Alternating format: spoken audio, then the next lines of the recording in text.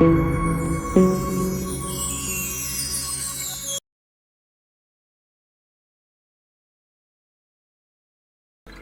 साध साध सब नेक हैं, आप अपनी ठोरे, जो सतलोक ले जाएंगे वो साधु कोई और। हमारा जो प्रसंग चल रहा है,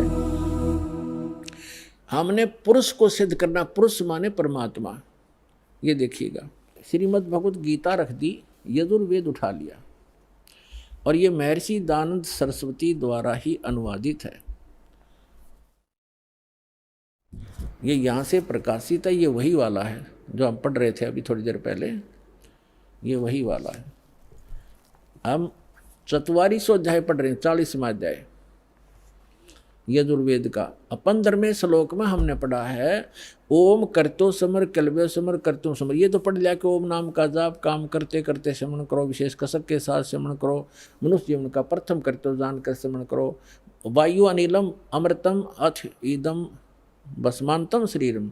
शरीर भस्म होने पर, नष्ट होने पर, छोड़ने के समय जब आपकी जो वायु है, प्राण आपके जो जीव है, उसमें इतना अमृतव हो जाएगा कि वो जो ओम से होता है। अब हम यहाँ आते हैं 4400 अध्याय 40 में जाएगा 17वें श्लोक में, ये 17वां मंत्र है।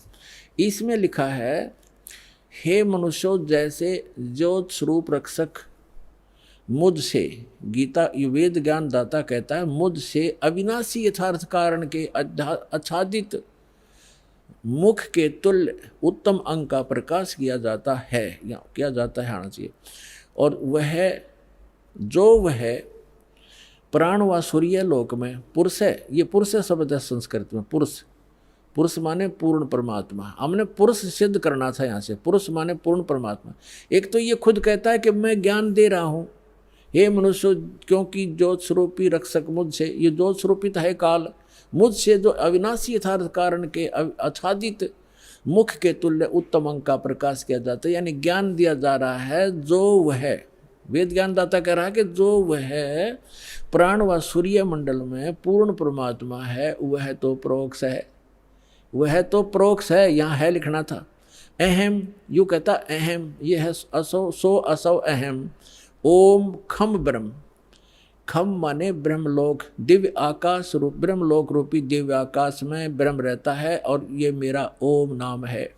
अहम, अहम माने मैं आकाश के तुल्य व्यापक ब्रह्म, ब्रह्म ना लिखा, मैं ब्रह्म हूँ और मेरा ओम नाम, मैं उसका ओम सबका रक्षक जो, मैं उसका ऐसा नाम जानो। ऐसा कि ओम लिखना था, मेरा ये ओम नाम जानो। ये आधाड़ंगा डाया इसने, तो इसे सिद्ध हो गया कि वेद ज्ञान दाता कह रहा है कि मेरा तो ओम नाम है। वो परमात्मा, पुरुष माने पूर्ण परमात्मा तो गुप्त है, वो अन्य है, वो प्रोक्ष है। तो यहाँ अब हम आते हैं ऋग्वेद मंडल नंबर 9 और सूक्त नंबर 1 के मंत्र नंबर अब 8 और 9 को स्पष्ट करेंगे। पहले तो हमने पुरुष का अर्थ इन्हीं के इन इंजीनियरों से लेना पड़ेगा, क्योंकि नहीं तो ये बहका देंगे आपको। पुरुष माने आदमी हो से, पुरुष तो क्योंकि परमात्मा भी मनुष्य जैसा है, इसलिए प्रथम पुरुष वही है, सेकंड हम पुरुष हैं, मनुष्य है। तो वहाँ प्रथम पुरुष, क्योंकि जैसे पवित्र बाइबल में लिखा है कि परमात्मा ने मनुष्य को अपने जैसा बनाया, तो वो भी पुरुष है, वो परमात्मा है। हम भी पुरुष हैं, हम नासवान हैं, हम डुप्लीकेट हैं, उसकी शक्ल है, उसी के आकार मिलते जुलते मनुष्य जैसे मनुष्य। तो ऐसे ही जिनको भगवान मिले हैं, उन्होंने कहा गरीबदास साहिब जी ने अपनी अमृतवाणी में कि हमरे ही उनियार हैं, हमारा सृजनहार, हमारी ही शक्ल का हमारा भगवान, हमारा बनाने वाला वो परम पिता।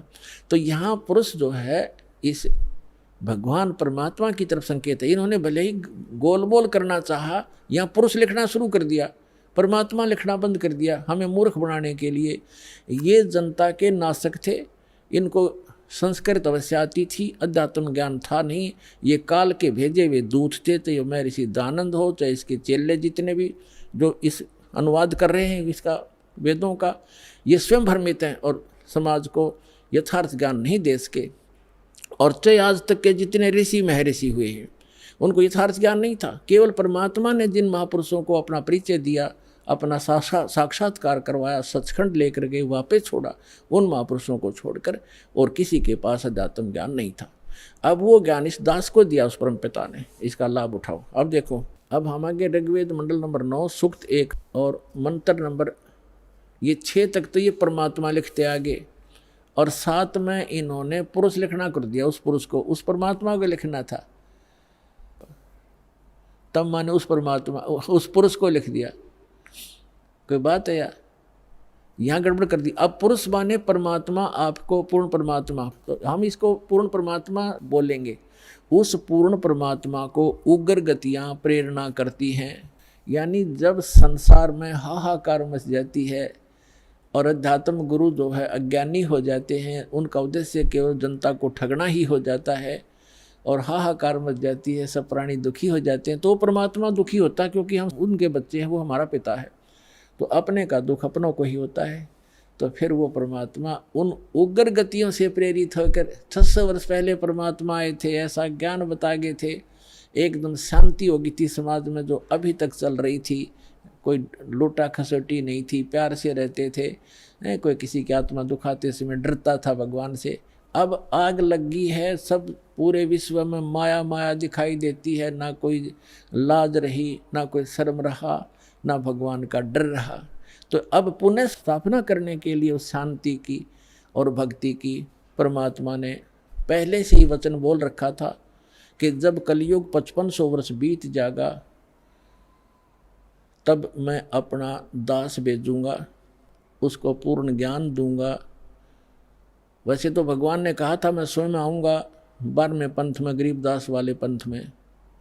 परमात्मा नहीं आए तो दास को भेज दिया, वो कंप्लीट स्पिरिचुअल नॉलेज और पूरी पावर दे के, उस परमात्मा ने अपनी पावर दे के।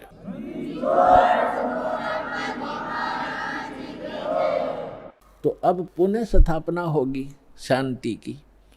तो अब यहाँ क्या बताते हैं कि उस परमात्मा को यहाँ की उग्र गतियाँ यानी खतरनाक स्थिति प्रेरणा करती हैं, तब वो परमात्मा एक सुभर शरीर, सुंदर शरीर धारण करके यहाँ प्रकट होता है। जैसे 600 वर्ष पहले आए थे, उस समय भी पूरे अध्यात्म मार्ग में लूटे खसोट चल रही थी, ऊत भूत की पूजा होती थी, ये धरे ढके पर ला रखा था सबको। तो परमात्मा ने आके पुनः स्थापना की थी और 64 लाख से सो गए थे उस धानक के, जिसको धानक कहते थे, दुल्हा कहते थे। यदि वो परमात्मा ना होते, आज से 600 वर्ष पहले भारत वर्ष के अंदर 64 लाख से सोना कोई बालकों का खेल नहीं है। और सबको परमात्मा ने भक्ति से चार्ज किया, उनको सुख दिया, उनके आने वाले बच्चे उनके घर में जन्म लिया, वो अच्छी आत्माएं हुई। तो अभी तक चल रहा था, हमारे समाज में शांति बनी हुई थी। अब ये 50 वर्ष से उरे उरे बिजली गिरती जा रही है, और अब तो पूछो ही मत। हे भगवान, जहाँ देखे माया माया दिखाई देती है, कोई शराब पी रहा है, कोई मांस खा रहा है, सरेआम हो गया। और कैसा हाहाकार, कोई सुल्फा पी रहा है, कोई बीड़ी पी रहा है, पूरा मानव दूषित और वातावरण दूषित हो गया। तो अब इस भक्ति से पुनः स्थापना होगी भक्ति की और विश्व में शांति की, परमात्मा का वचन है, ये तो होगा ही होगा। तो अब देखो क्या लिखा है, वेद क्या बता रहे हैं परमात्मा के विषय में, देखिएगा। हम ऋग्वेद मंडल नंबर 9 सूक्त 1 मंत्र नंबर अब 8 पढ़ेंगे। उस पुरुष माने परमात्मा को उग्र गतियाँ यानी भयंकर स्थिति प्रेरणा करती हैं, और भासमान शरीर को यानी सुंदर शरीर को वह पुरुष, वह परमात्मा प्राप्त होता है। और किस प्रकार होता है, अब यहाँ लिखा है कि जिसमें उस शरीर, वो परमात्मा 3 प्रकार से दूसरों का वारण यानी कल्याण करने के लिए मधुमेह शरीर मिलता है उस परमात्मा को। वो परमात्मा, ये समझो, 3 प्रकार दूसरों का पालन करने के लिए, धारण पोषण करने के लिए, कल्याण करने के लिए 3 प्रकार क्या शरीर धारण करते हैं, 3 प्रकार से। एक प्रकार का तो आपको बता दिया कि परमात्मा ऊपर रहते हैं, वहाँ उनके शरीर की शोभा मनुष्य दृश्य है, राजा के समान दिखाई देते हैं, सिर पे मुकुट है, छत्र है और तख्त पर बैठे हैं सिंहासन पर। और उनके एक रोमकूप में करोड़ सूर्य करोड़ चंद्रमा मिला दे ऐसी रोशनी है उस परमात्मा की, एक रोमकूप की बाकी शरीर की कितनी होगी अंदाजा लगाया जा सकता है। और फिर वो परमात्मा दूसरी स्थिति में जब आता है, एक नवजात शिशु का रूप धारण करता है, तो दूसरी स्थिति बताई जा रही है। देखिएगा ऋग्वेद मंडल नंबर 9 सूक्त 1 मंत्र, अब 9 पढ़ेंगे हम, ये 9वां है। इसमें लिखा है कि अभी इमम अधन्या उत्सनंती धेनव, धेनो माने गाय, शिशु माने बालक रूपधारी, सोम माने परमात्मा, इंद्राय पातवे। इसका अर्थ है इमम माने उस, सोम माने परमात्मा, पुरुष माने परमात्मा को, पुरुष माने परमात्मा, क्योंकि इन्होंने यहाँ सोम माने परमात्मा होता है। ये देखिए शुरू में इसी सूक्त के प्रथम मंत्र में सोम शब्द है। ऋग्वेद मंडल नंबर 9 सूक्त 1 मंत्र 1 में, इस 1 में ये सोम शब्द है। सोम, सोम माने परमात्मन। तो यहाँ अब हम यहाँ भी सोम लेंगे। ऋग्वेद मंडल नंबर 9 सूक्त 1 मंत्र 9 में सोम शब्द है। सोम, उस परमात्मन को, उस परमात्मन को, उस पर पुरुष को, परमात्मा को, जो शिशु रूप धारण करके आता है कुमार अवस्था में यानी बाल्य अवस्था में। अभी अधन्या, अधन्या माने अहिंसनीय लिख दिया इन्होंने। अध्य माने अभी माने पूर्ण रूप से, सब प्रकार से। अधन्या माने बिना धनाई, धेनो माने गौवे। हमारे यहाँ क्षेत्र में हरियाणा के अंदर जो गायें नए दूध नहीं होती, गर्भ धारण नहीं किया जिसने, उसको ये कहते हैं ये बिना धनाई है, अधन्या। क्योंकि ये कुछ शब्द हमारी लैंग्वेज में संस्कृत के, कुछ पंजाबी के, कुछ वैसे अन्य भाषाओं का भी समावेश है।